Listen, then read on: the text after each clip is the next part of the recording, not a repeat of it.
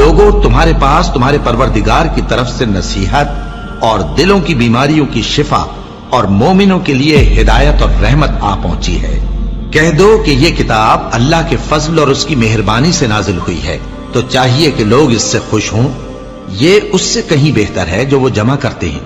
کہو کہ بھلا دیکھو تو اللہ نے تمہارے لیے جو رزق نازل فرمایا تو تم نے اس میں سے بعض کو حرام ٹھہرایا اور بعض کو حلال۔ ان سے پوچھو کیا اللہ نے تمہیں اس کا حکم دیا ہے یا تم اللہ پر جھوٹ باندھتے ہو؟ اور جو لوگ اللہ پر جھوٹ باندھتے ہیں وہ قیامت کے دن کی نسبت کیا خیال رکھتے ہیں؟ بے شک اللہ لوگوں پر مہربان ہے، لیکن اکثر لوگ شکر نہیں کرتے۔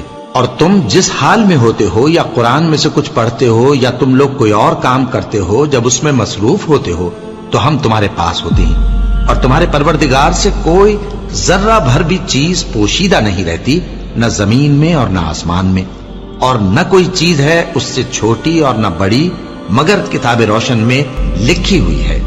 سن رکھو کہ جو اللہ کے دوست ہیں ان کو نہ کچھ خوف ہوگا اور نہ وہ غمناک ہوں گے، یعنی وہ جو ایمان لائے اور پرہیزگار رہے ان کے لیے دنیا کی زندگی میں بھی بشارت ہے اور آخرت میں بھی۔ اللہ کی باتیں بدلتی نہیں، یہی تو بڑی کامیابی ہے۔